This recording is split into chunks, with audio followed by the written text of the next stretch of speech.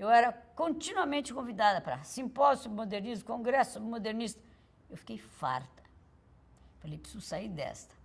Então, daí, eu comecei, falei, depois, nessa época também, um pouco antes, e em fins da década de 60, assim, eu frequentava muito o IFAM, o Patrimônio Histórico e Artístico Nacional. E eu me interessava muito pelas, digamos assim, pelos monumentos históricos ao redor de São Paulo, e viajei com o Luiz Saia, que era o diretor do Patrimônio Histórico aqui em São Paulo. Eu tive uma espécie assim de, o que eu posso dizer? Insight sobre a origem das casas que os arquitetos chamam casas bandeiristas, que eu chamo bandeiristas entre aspas, são casas rurais paulistas. Então, eu tive um insight, porque eu tinha uma imagem que eu tive, por acaso, num livro da minha casa, e que tinha uma tapeçaria peruana, que era exatamente um dos altares laterais da Capela de Santo Antônio de São Roque. Eu falei, mas isso aqui tem uma mão indígena em São Roque, tanto quanto essa tapeçaria peruana, que é de origem, digamos assim, de mão indígena incaica, nativa. Então, daí, eu comecei a viajar. E estive em vários países. Estive no Paraguai, estive na Colômbia, estive no Equador, estive na Venezuela. Em vários países, as casas rurais, que eram casas de hacienda, eram fora da cidade, como essas casas de São Paulo são, a Casa do Tatuapé, a Casa do Caxingui, a Casa do Butantã, tudo isso eram casas fora de São Paulo, porque São Paulo era um núcleo minúsculo em volta da Igreja do Colégio, né? Fora, é tudo isso que eu estou falando, Caxingui, Tatuapé, Butantã, é tudo fora, eram casas de hacienda, eram casas rurais. E que se mantém até no século XIX. Em Itu tem uma casa, a família Pacheco tinha uma casa lá, e em Sorocaba tem a chácara do Quinzinho também, enfim. E eu vi que era o mesmo tipo de planta, retangular, quadrada, simétrica. Então eu falei, não, tem a ver com as casas paulistas, porque eu vi ver a Casa do Bolívar em Bogotá, fui ver a casa em Caracas, eu também vi. Eu vi no Peru uma que é acoplada a um museu de Lima. Eu vi várias casas desse tipo, são todas do mesmo tipo, do mesmo estilo. Só que se aqui eram de taipa, lá eram de adobe, mas cobertas de telha, com essa simetria. Eu falava que tem por trás alguma coisa jesuítica, deve ser alguma regra, não sei. Tanto que a minha pesquisa é talvez inacabada, mas ela me deu margem para eu fazer um trabalho que eu chamei primeiro Arte Seiscentista no Brasil, que eu publiquei pela ECA, por uma gráfica da ECA, uma pequena publicação muito feiosa. Daí, então, eu achei melhor desenvolvê-la e desenvolvi numa publicação melhor. E, justamente, em começo da década de 80, eu publiquei, fruto das minhas viagens, das minhas fotografias, outra que se chamou A Hispanidade em São Paulo.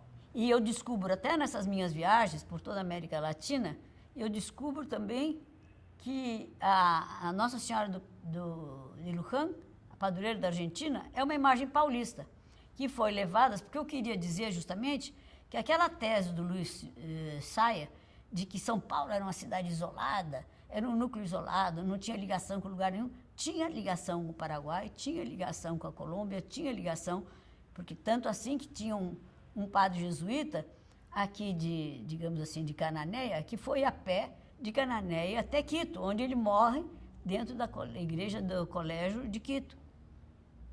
Quer dizer, havia esses caminhos, piabirus, como se chama, né? Piabirus, que eram guiados por indígenas e que levavam eles através do continente. Quer dizer, havia caminhos. E havia caminhos pelos indígenas, e havia mão de obra que chegava.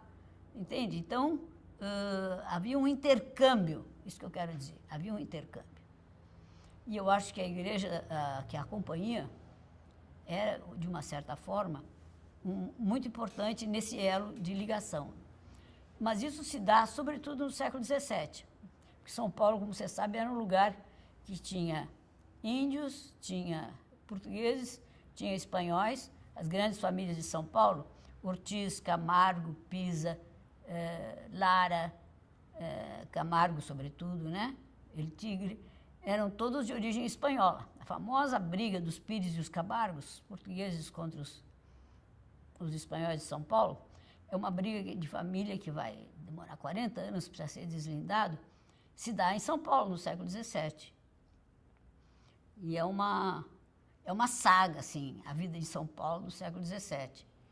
E isso se dá, esse fenômeno dessa aculturação, dessa indiada que tem em São Paulo, dessa gente que os outros lugares chamavam tudo criminoso de São Paulo. São Paulo eram sempre assassinos, facínoras, que entravam para destruir as missões jesuíticas. Até hoje, no Paraguai, até hoje, eles têm um preconceito contra paulistas nas escolas, tem curso primário, eles falam das invasões paulistas, eles estão se reportando as coisas do século XVII, nós estamos no século XXI. Mas ficou uma coisa, e ficou um ranço assim. Mas, na verdade, o Paraguai tem esse problema com o Brasil, primeiro por causa das invasões dos paulistas destruindo as missões jesuíticas no século XVII, depois, evidentemente, a Guerra do Paraguai, que era Paraguai, não sei se vocês sabem, era o país mais desenvolvido da América do Sul. E ele é totalmente destruído, a gente pode dizer. E depois, nós temos a construção de Itaipu, onde nós não podemos saber exatamente se nós estamos lesando, quanto mais ou menos o Paraguai. E depois, com a implantação no Paraguai hoje, da presença dos brasileiros lá, ou dos brasiguaios, como se queira denominar, que hoje cultivam lá, digamos assim, tem fazendas enormes, gente do Paraná que hoje cultiva no Paraguai. Entende? Que tem terras no Paraguai, que tem gado, que tem soja, que tem milho, enfim. Há uma multiplicidade de pontos de atrito que houve entre, digamos assim, São Paulo e o Paraguai. Eu acho que o meu percurso não é assim linear, mas é que daí, esse negócio de só participar de congresso barroco, tudo bem, eu ia, sabe? Você fala como arquiteto, sabe? Aliás, eu não apresentei a Hispanidade de São Paulo, não apresentei na USP como livre docência, porque o doutorado tinha sido Tarsila, porque como eu não era arquiteto, os arquitetos são muito corporativistas, eu já mencionei isso também, eles nunca já aceitariam que uma pessoa que não é arquiteto defenda uma tese, essa história da casa paulista ser uma coisa de fora de São Paulo, uma influência de fora, ou contaminada por fora, porque eles nunca tinham ido, mesmo os arquitetos, colegas meus, eles não tinham viajado pela América Latina como eu viajei. Então eu falei, não vou defender aqui para não criar caso. Então eu parti para outra coisa. Mas aí eu já estava dirigindo a Pinacoteca, dirigi o MAC, estava contaminada também pelo contemporâneo. Nesse meio tempo eu faço a Expo Projeção, que são artistas jovens trabalhando com vídeo, com Super 8, e daí também me interesso pelo concretismo, por causa da exposição Projeto Construtivo Brasileiro na Arte, que a Pinacoteca fez a parte do catálogo e o Rio de Janeiro fez a parte da exposição. Foi uma tarefa feita entre as duas instituições, porque eu tinha muito trânsito com o Rio de Janeiro, porque eu era do Conselho do Museu de Arte Moderna do Rio e era diretora da Pinacoteca. E também eu ia muito para Nova York, voltava desde a década de 60, e também é por isso que eu fiz a Expo Projeção sobre os vídeos e as novas mídias que os artistas usavam, os artistas jovens usavam nessa época, fim dos anos 60, começo de 70.